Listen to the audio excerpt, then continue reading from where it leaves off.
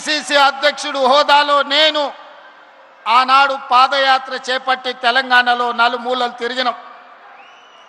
సరిగ్గా జూలై మాసం 2023 నాడు ఖమ్మం పట్టణంలో ఒక అద్భుత సన్నివేశం జరిగింది. ఆనాడు ఆదిలాబాదులో మొదలైన మిత్రులు బట్టి విక్రమార్క గారి పర్యటన ఖమ్మం జిల్లాలో ముగింపు సందర్భంగా మిత్రుడు మీ అభిమాన నాయకుడు సోదరుడు పొంగులేటి శ్రీనివాసరెడ్డి గారు కేసీఆర్ను బీఆర్ఎస్ పార్టీని 100 అడుగుల గోతి తీసి పాతి పెట్టడానికి కంకణం కట్టుకొని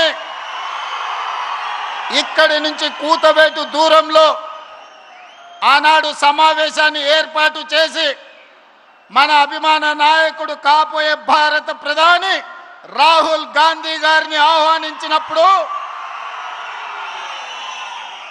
ఈ ఖమ్మం జిల్లా ప్రజలు లక్షలాదిగా ఉప్పెనై కమ్మేసి ఆనాడు బీఆర్ఎస్ ను బందబెట్టిన మాంతు జూలై మాసం 2023 సరిగ్గా 36 నెలలు పూర్తి చేసుకున్న సందర్భంగా ఇదే జూలై మాసం 2026 నాడు చింతకాని మండలంలో మళ్ళీ ఆశీర్వాద సభ పెడితే వేలాదిగా మీరు ఉప్పెనై కమ్మేసి బీఆర్ఎస్ ను మలక ఎత్తనీయము.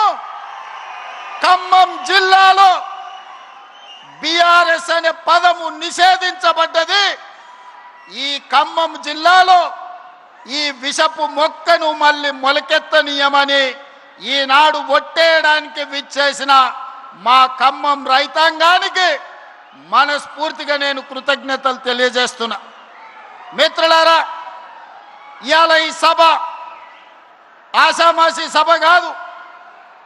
ఈ సభ పరిపాలనకు సంబంధించిన సభనే కాదు, భవిష్యత్ ప్రణాళికలను రచించుకొని తెలంగాణ రాష్ట్రం 4 కోట్ల ప్రజలు ఏ దిశగా ఏ వైపున రాబోయే శాసనసభ ఎన్నికల్లో తీర్పు ఇయ్యబోతున్నారో మిమ్మల్ని అందరినీ చూసిన తర్వాత నాకు అర్థమయ్యింది.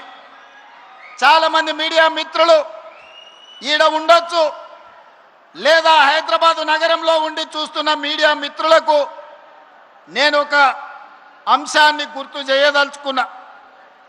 ఆనాడు జూలై 2023 నాడు ఖమ్మంలో రాహుల్ గాంధీ గారి బహిరంగ సభ, భట్టి గారి పాదయాత్ర ముగింపు, మిత్రుడు పొంగులేటి గారి కాంగ్రెస్ పార్టీలో చేరిక సభ తరువాత గాంధీ భవన్ లో పాత్రికేయ మిత్రులు నన్ను కలిసిండ్రు.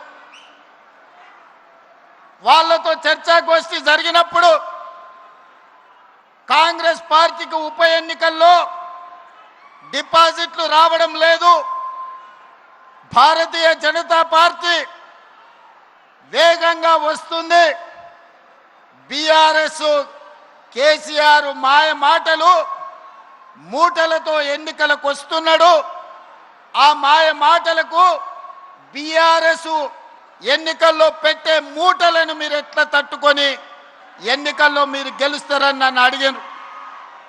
ఆనాడు నేను ఒక్క మాట స్పష్టంగా చెబితే గుర్తుండదని పెద్దలు ఒక మాట చెప్పిండ్రు, సౌ బక్నా ఏక్ లిఖ్నా అని.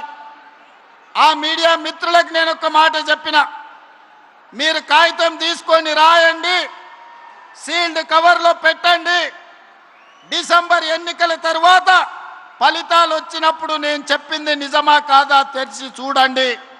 ఈరోజు నేను చెబుతున్నా అని ఆనాడు ఒక మాట చెప్పిన. మీడియా మిత్రులకు నేను ఇవాళ గుర్తు చేయదలుచుకున్నా.